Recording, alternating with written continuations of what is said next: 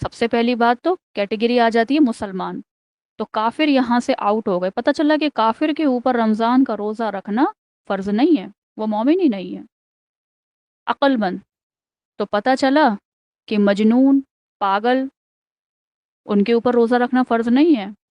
بالغ مرد، بالغ مرد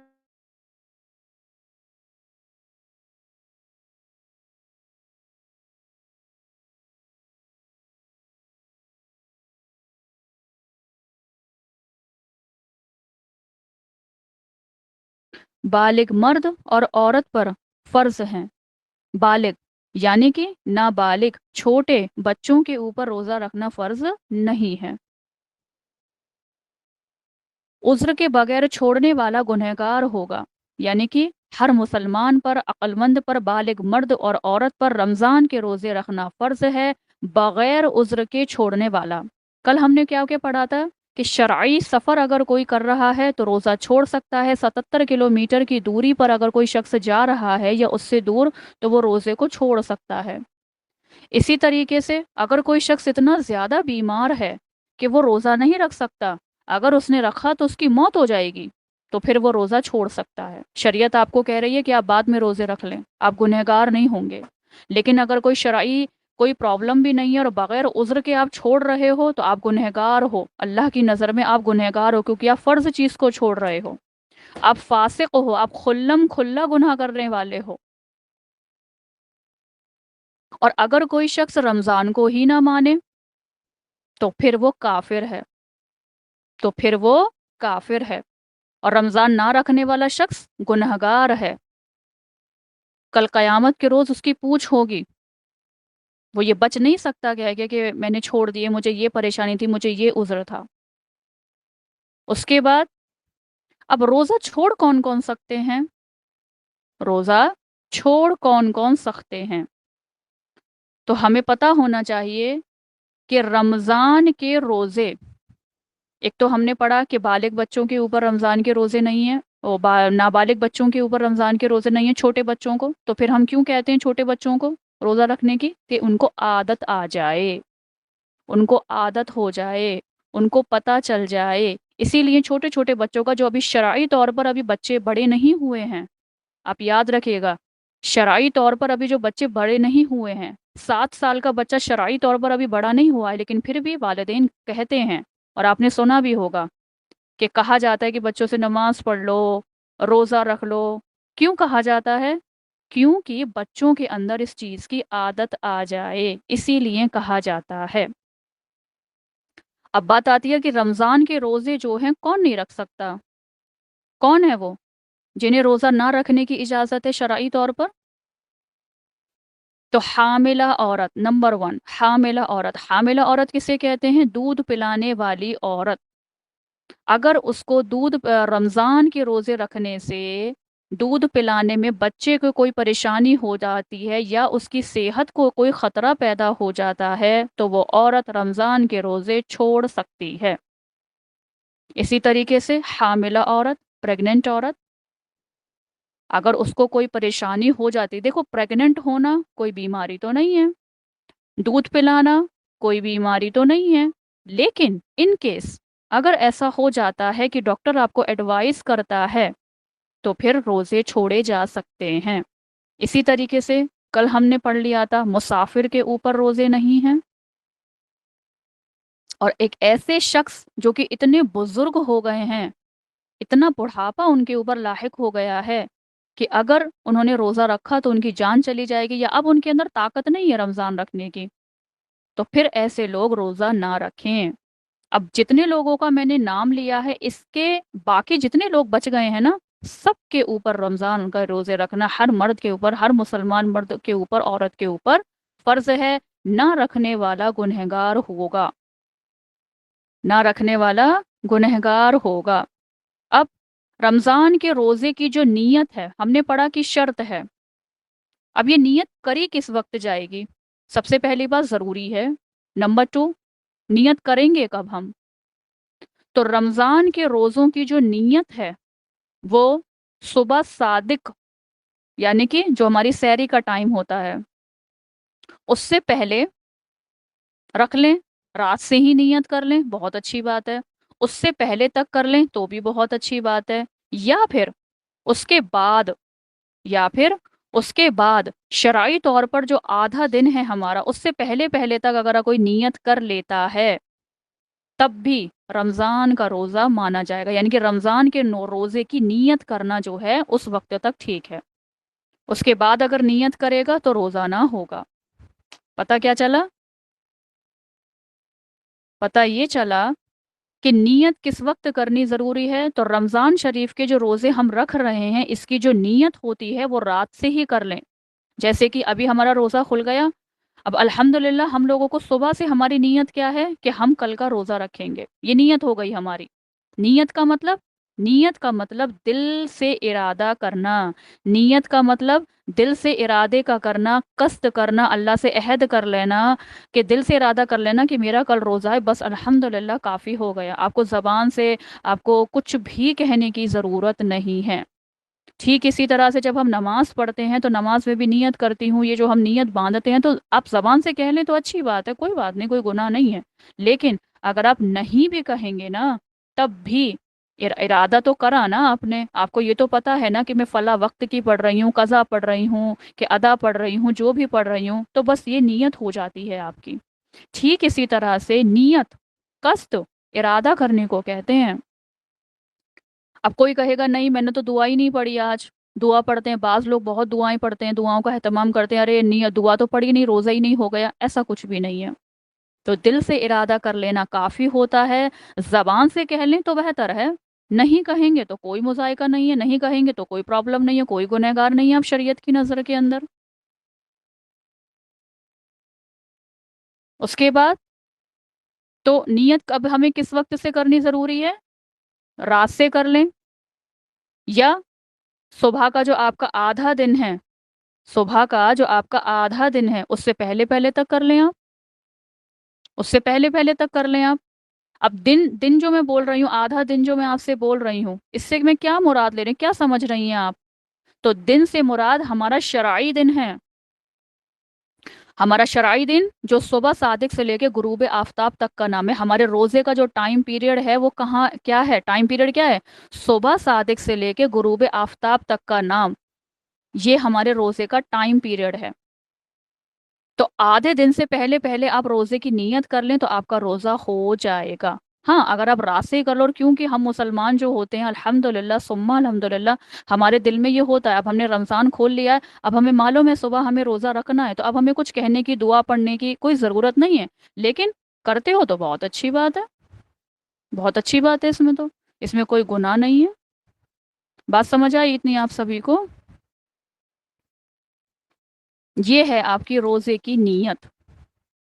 تو روزے کے لیے نیت کرنا شرط ہے، بغیر آپ روزے کی نیت نہیں کرو گے، آپ بھوکے پیاسے رہ لو، صبح صادق سے لے کر اور غروب آفتاب تک آپ بھوکے پیاسے رہ لیں، آپ اپنی نفسانی خواہشات کو کنٹرول کر کے رہ لیں، اور آپ نے عہد ہی نہیں کرا کہ آپ روزہ رکھ رہی ہیں، تو روزہ تھوڑی مانا جائے گا، آپ رہیں بھوکے پیاسے۔ تو پتہ یہ چلا یہاں کہ روزہ کے اندر نیت رکھنا جو ہے وہ فرض ہے، فرض ہے، اس کی شرط ہے، آپ کو نیت کرنی پڑے گی کہ میرا روزے کا رمضان ہے۔ اسی طرح سے اور بھی ہیں، لیکن کیونکہ بات جو ہے یہاں پہ ہم لوگ رمضان کی کر رہے ہیں تو میں اور ٹاپک کے اندر نہیں جا رہی ہوں، ٹھیک ہے؟ جیسے کہ نظر کا روزہ ہوتا ہے، سنت ہوتے ہیں، نفل ہوتے ہیں، اب مجھے سمجھانا پڑے گا نظر کا روزہ سنت کا، تو میں اس چیز میں جا ہی نہیں رہی ہوں، میں آپ کو رمضان کی بات بتا رہی ہوں۔ اچھا اتنی بات آپ سب کو کلیئر ہو گئی الحمدللہ۔ اس میں کسی کا کوئی سوال ہے آپ لوگوں کا؟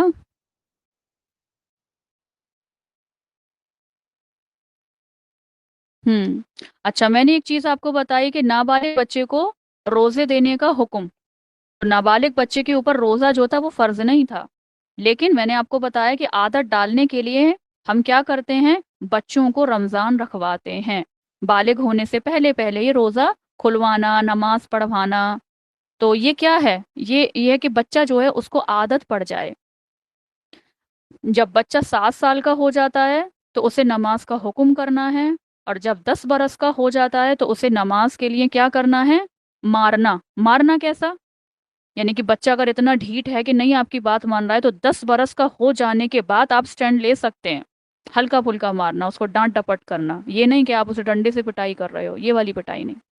اس طرح سے جب روزہ رکھنے کی طاقت بچے میں ہو جائے گی تو جتنے روزے رکھ سکتا ہے اتنے روزے رکھے، اس کے اوپر زبردستی نہیں کرنا. یہ شریعت آپ کو کہہ رہی ہے. ٹھیک ہے، اتنا سمجھ آیا؟ اس کے بعد تراوی.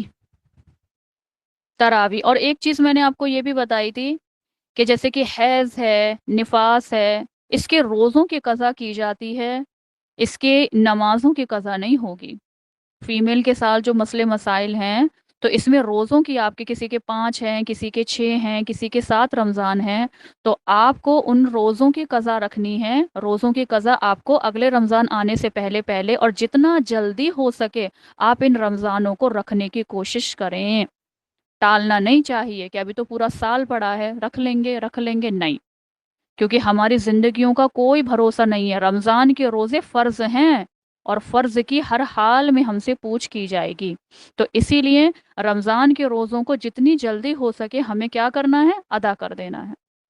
جتنی جلدی ہو سکے بہتر ہے ہمارے لیے. اس کے بعد ایک مسئلہ مجھے اور یہاں پہ بتانا تھا، تراویح. تراویح جو کہ 20 رکعت ہے. تراویح جو کہ 20 رکعت ہے. اب جو حافظہ ہیں ماشاء اللہ سے ان کو تو کوئی پریشانی نہیں. جن کو اما پارا یاد ہے الحمدللہ ان کو کوئی پریشانی نہیں، ایک ایک سورہ مبارکہ پڑھ لیں. اب جن کو یاد ہی 10 سورہ مبارکہ ہیں تو وہ ایسا کر سکتے ہیں، یا جن کو 10 سے بھی کم سورہ مبارکہ یاد ہیں تو اہتمام آپ اس چیز کا کریں. دیکھیے ایک سورہ مبارکہ بھی اگر کسی کو یاد ہے نا، سورۃ الاخلاص، قل هو اللہ احد، قل هو اللہ احد. دیکھیے تراوی کی نماز کی جو رکعتیں ہیں 20 رکعت، کوئی 8 بھی پڑھتے ہیں کوئی 20 پڑھتے ہیں، تو جو 20 پڑھتے ہیں وہ 20 پڑھیں، جو 8 پڑھتے ہیں وہ 8 کا اہتمام کریں. ٹھیک ہے، جو 20 پڑھتے ہیں وہ 20 پڑھیں، جو 8 رکعت کا پڑھتے ہیں وہ 8 رکعت کا اہتمام کریں، جو 10 رکعت کا اہتمام کرتے ہیں وہ 10 رکعت پڑھیں. کہنے کا مطلب میں ایک چیز سمجھانے کی کوشش کر رہی ہوں کہ تراوی کے اندر قرآن پاک کو پڑھنا کیسے ہے. تو قرآن پاک کو من مرضی سے نہیں پڑھنا، رینڈملی صورت اٹھا کے نہیں پڑھنا کہ ایک ادھر سے لے لی، ایک ادھر سے لے لی، ایک آگے سے لے لی، ایک پیچھے سے لے لی، ایسے پڑھنا مکروہ ہے. اگر یاد نہیں ہے تو فرسٹ آف آل سب سے پہلے یاد کریں. اگر یاد نہیں ہے آپ کو 10 سورہ مبارکہ تو سب سے پہلے یاد کرنے کا اہتمام کریں. اور یاد ہیں اب کیسے پڑھنا؟ تو مثال کے طور پہ کوئی 20 رکعت نماز تراوی پڑھ رہے ہیں، اگر کوئی 10 رکعت نماز تراوی پڑھ رہے ہیں تب تو کوئی صورتی پریشانی والی بات نہیں ہے. 10 رکعت تراوی کا مطلب ہوتا ہے 5 سلام پھیرنا. 8 رکعت نماز تراوی کا پڑھنا ہے 4 مرتبہ سلام پھیرنا. ان کو تو کوئی پریشانی نہیں ہے. آپ علم تر کیف فعل سورۃ الفیل سے پڑھنا سٹارٹ کریں. سورۃ الفیل سے لے کے سورۃ الناس تک 10 سورہ مبارکہ ہوتی ہیں. تو جو لوگ 10 پڑھتے ہیں ایک رکعت میں ایک ایک سورہ مبارکہ ایزیلی آ گئی. جو لوگ 8 کا اہتمام کرتے ہیں علم ترا کیفا سے اٹھا رہے ہیں اگر، تو وہ سورۃ الاخلاص پہ آ کے رک جائیں گے، سورۃ الناس اور فلق نہیں پڑھیں گے. اچھا، اب جو لوگ 20 رکعت نماز تراوی پڑھ رہے ہیں، جن کو تو حافظ قرآن ہے، جن کو اما پارا پورا لرن ہے، تو ان کو تو پریشانی نہیں ہوتی، وہ پڑھ لیں گے جہاں سے ان کو پڑھنا. اب جن کو یاد تو 10 ہیں لیکن پڑھنی 20 ہیں تو کیا کریں؟ علم ترا کیف سورۃ الفیل سے لے کے سورۃ الناس تک 10 رکعتوں کے اندر پڑھ لیں 5 سلام کے ساتھ میں. اس کے بعد دوبارہ سے علم ترا کیفا سے لے کے سورۃ الناس تک دوبارہ سے پڑھ لیں. بڑی سورت کو زیادہ سے زیادہ کوشش کریں کہ پہلی رکعت میں ہو، اور چھوٹی سورہ مبارکہ کو نیچے لے آئیں، دوسری رکعت کے اندر پڑھ لیں. یعنی کہ پہلی رکعت میں بڑی سورہ مبارکہ، دوسری رکعت میں چھوٹی سورہ مبارکہ. اب یہ بڑی اور چھوٹی ناپ تول کے نہیں کرنی. بڑی چھوٹی کا مطلب یہ ہے کہ ایک دو آیتیں آگے پیچھے ہو جائیں تو کوئی مذائقہ نہیں ہے. لیکن لیکن میں نے پہلے تو پڑھ لی سورۃ الناس، اب میں پڑھ رہی ہوں سورۃ الفلق. آپ نے کیا کر دی؟ قرآن کی ترتیب کیا کر دی؟ ترتیب تو تھی فلق اور ناس، آپ نے کر دی ناس اور فلق، تو یہ مکروہ ہے، یہ مکروہ ہے۔ مکروہ کا مطلب پسندیدہ نہیں ہے، پسندیدہ نہیں ہے۔ ٹرن کیا تھی؟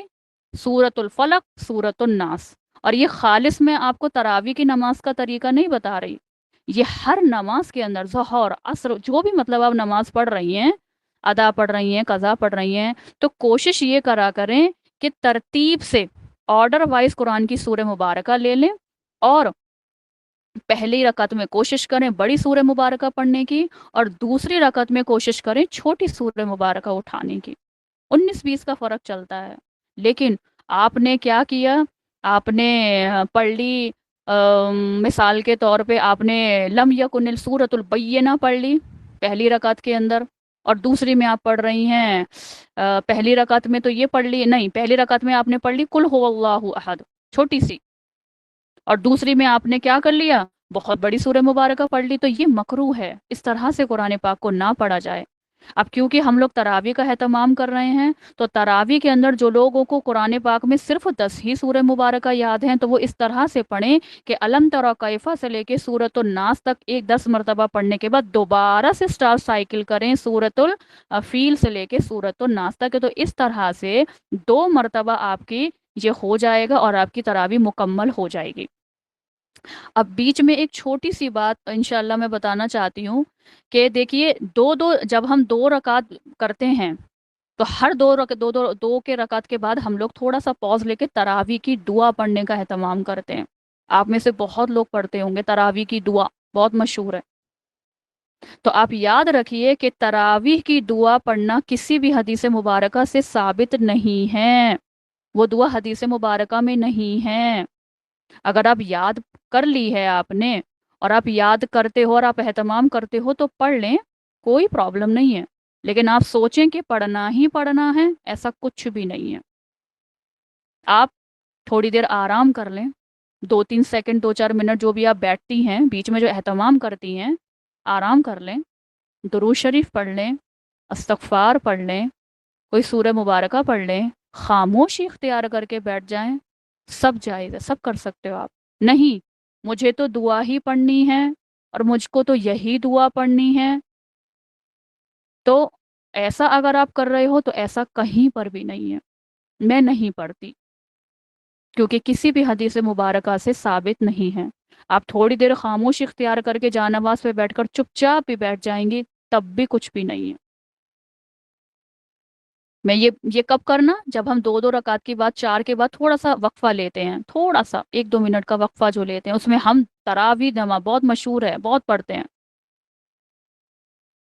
ایک بات ہو گئی تراویح کی سورہ پڑھنے کی، دوسری چیز چھوٹی سورہ آپ کو دوسری رکعت میں لانی ہے، پہلی رکعت میں آپ کو بڑی سورہ مبارکہ لینی ہے، اور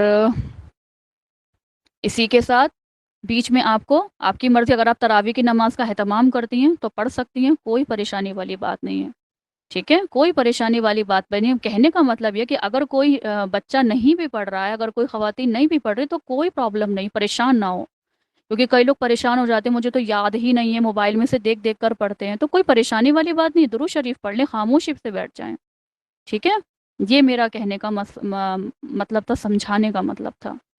تو تراویح کی نماز کیونکہ الحمدللہ ہم سبھی پڑھتے ہیں، اور جو نہیں پڑھتے ہیں تو ان کو بالکل پڑھنی چاہیے۔ ایک ہی رمضان کا مہینہ ہے، اور مشکل سے 20 ہی روزے بھی نہیں ہوں گے، 20 ہی روزے ہیں، تو آپ اس چیز کا اہتمام کریں۔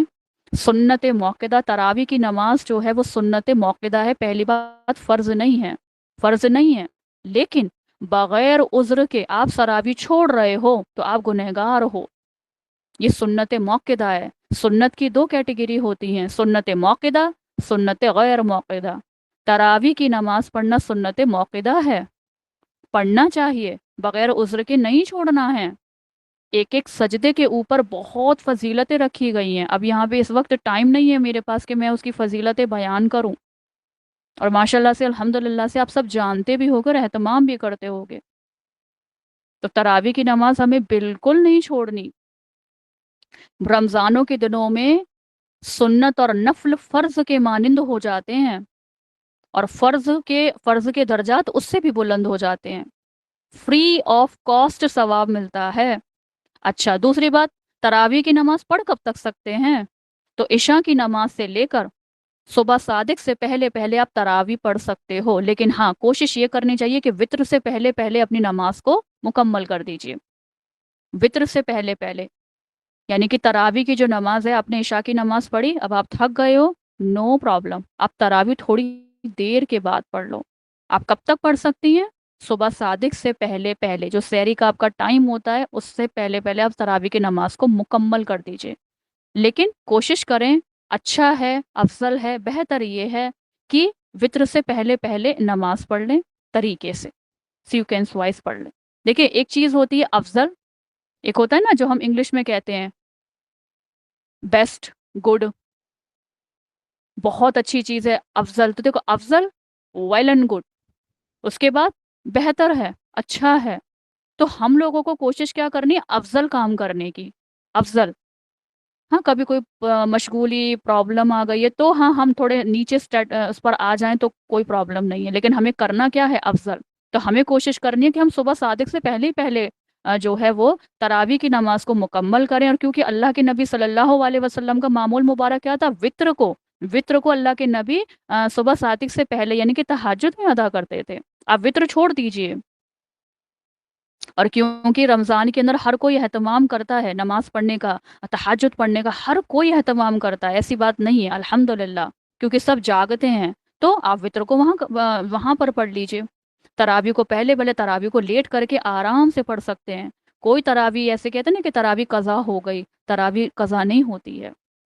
तरावी सुन्नत मौक़िदा है, फ़र्ज नहीं है, बग़ैर उज़्र के छोड़ने वाला गुनहगार है, छोड़ना नहीं चाहिए।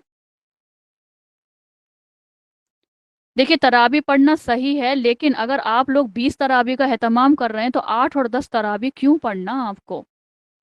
जब आप 20 रकात तराबी नमाज की पढ़ रही हैं, हर सजदे के ऊपर इतनी फजीलत है, आप थक गए हो तो कोई बात नहीं, छोड़ दीजिए। 10 तराबी पढ़ के छोड़ दीजिए। इशा की नमाज मुकम्मल पढ़ी, थोड़ी बहुत तराबी पढ़ी, नहीं पढ़ी तो उसको भी छोड़ दीजिए, आराम कर लीजिए, सो जाइए, बाद में उठकर पढ़ लीजिए।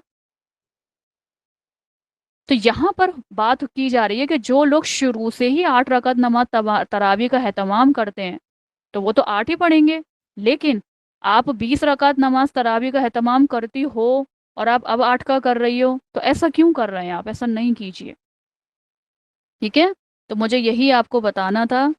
तो इंशाल्लाह मैं उम्मीद करूँगी कि आपको समझ में आ गया होगा जो भी मैंने आपको समझाया, अल्हम्दुलिल्लाह। ठीक है? व आखिरु दअवाना अल्हम्दुलिल्लाहि रब्बिल आलमीन बिरहमतिका या अरहमर राहिमीन। इस वीक की ये हमारी आखिरी क्लास थी, ठीक है? अल्लाह ने चाहा, क्योंकि देखिए, पढ़ना पढ़ाना अल्लाह की तरफ से होता है। मैं पढ़ा रही या मैं कह रही, मैं बयान कर रही, आप लोग सुन रही हैं, तो ये अल्लाह की तरफ से, हमारा कोई इसमें कमाल नहीं है।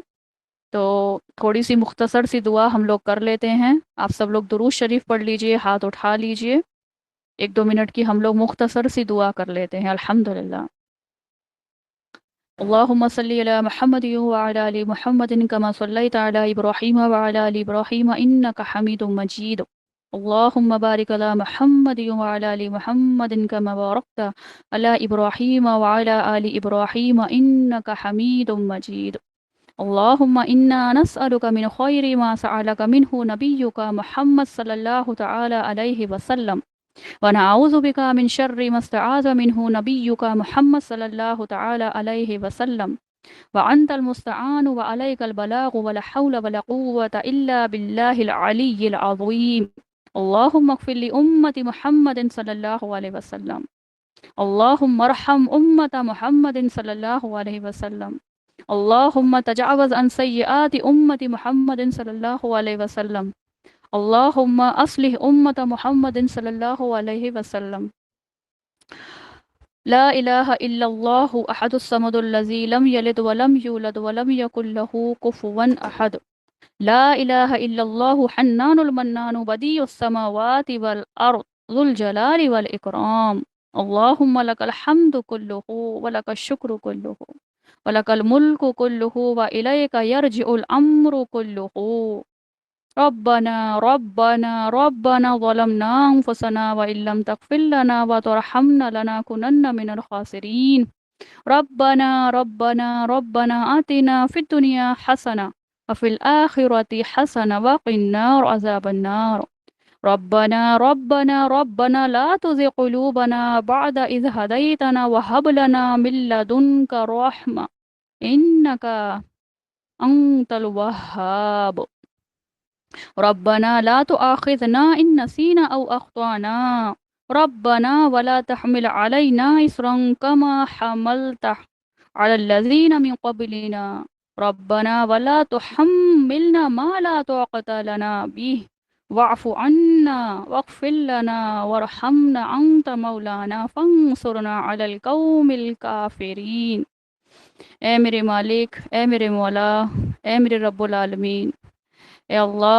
اللہ ہمارے گناہوں کو معاف فرما دیجئے۔ اے اللہ ہماری خطاؤں سے درگزر فرما دیجئے۔ اے اللہ ہم گنہگار ہیں، خطا کار ہیں، قصوروار ہیں مالک۔ آج تک کی ساری زندگی تیری نافرمانی اور گناہوں میں گنوا دی۔ جن کاموں کو آپ نے کرنے کا حکم دیا ان کو نہیں کیا، ان کو نہیں بجا لائے۔ جن چیزوں سے آپ نے منع فرمایا انہی کا ہی ارتکاب کرتے رہے میرے مالک۔ اے اللہ گناہ کر کر کے لذتیں حاصل کرتے رہے۔ اے اللہ تیرا رزق کھا کھا کر تیرا مقابلہ کرتے رہے۔ اے اللہ ہمارے جسم کا وہ کون سا عضو ہے جس کو ہم نے گناہوں میں استعمال نہ کیا ہو۔ اے اللہ دن رات کی وہ کون سی گھڑی ہے جس میں ہم نے گناہ کا ارتکاب نہ کیا ہو۔ اے اللہ جس میں کہ ہر عضو کو تیری نافرمانیوں میں استعمال کیا مولا۔ اے اللہ آنکھوں کے ذریعے بے دریغ بد نظریاں کی، کانوں سے غلط چیزوں کو سنا، دل و دماغ سے گناہوں کے پلان بنائے میرے مالک، ہاتھ پاؤں کو گناہوں میں استعمال کیا۔ اے اللہ ہم بڑے مجرم ہیں میرے مالک، اے اللہ ہم بڑے مجرم ہیں۔ اے اللہ ہم تو گناہوں کے عادی بن چکے ہیں اور گناہ کرے بغیر ہمیں بالکل چین ہی نہیں آتا۔ اے اللہ تو عافیت کے ساتھ تمام گناہوں کی عادتیں چھڑا دے میرے مالک۔ اے اللہ تو تمام گناہوں کی عادتیں چھڑوا دے۔ اے اللہ تو تمام گناہوں کی عادتیں چھڑوا دے۔ اے اللہ تجھے معافی بہت پسند ہے میرے مالک۔ جب کوئی بندہ تجھ سے یا جب کوئی بندی تجھ سے اپنے گناہوں کی معافی چاہتی ہے تو خوش ہو کر فرشتوں سے اعلان کرتا ہے کہ میرا بندہ یہ جانتا ہے کہ اس کے گناہوں کو میرے علاوہ کوئی معاف نہیں کر سکتا۔ یقیناً ارحم الراحمین ہمارے گناہوں کو تیرے علاوہ کوئی معاف کرنے والا نہیں ہے۔ اے اللہ اگر تو نے ہماری مغفرت نہیں کی تو ہمارا کوئی ٹھکانہ نہیں رہے گا۔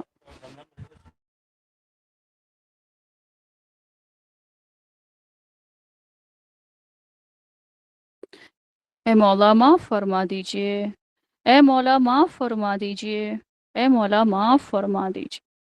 اے اللہ ہم نے دیکھا ہے کہ جب کوئی سائل کسی سخی کے سامنے مانگتا ہے اور وہ اس کے لائق نہیں ہوتا کہ اس کو دیا جائے، پھر بھی وہ سخی اس کو خالی ہاتھ لوٹاتے ہوئے شرم و حیا محسوس کرتا ہے اور جو بن پڑا وہ اللہ دے دیا کرتا ہے۔ اے اللہ تو بھی صفت حیا سے متصف ہے میرے پروردگار۔ تیرے حبیب نے ہمیں خبر دی ہے کہ تیرے سامنے جب ہاتھ اٹھائے جاتے ہیں تو ان کو خالی ہاتھ لوٹاتے ہوئے تجھے شرم آتی ہے۔ اے اللہ ہم سب بندیاں اللہ ہم بھی تیرے آگے ہاتھ اٹھائے بیٹھی ہیں۔ اے مولا کریم تو ہمیں نواز دے۔ اے میرے مولا کریم ہم پہ اپنا خصوصی فضل فرما۔ اے اللہ ہماری زندگیوں میں خوشگوار انقلاب پیدا فرما دے مولا۔ اے اللہ تیری نافرمانیوں والی زندگی سے نجات عطا فرما کر تیری اطاعت و فرما برداری والی زندگی عطا فرما۔ اے اللہ گناہوں والی زندگی یہ جو کر رہے ہیں ہم اللہ اس سے سچی پکی توبہ عطا فرما کر نیکیوں والی زندگی عطا فرما دے۔ اے اللہ چھوٹے چھوٹے بڑے بڑے گناہوں سے ہماری پوری پوری حفاظت فرما میرے مالک۔ اے اللہ ہماری مغفرت فرما۔ اے اللہ ہمارے والدین کی مغفرت فرما۔ اے اللہ ہمارے اہل و عیال کی مغفرت فرما۔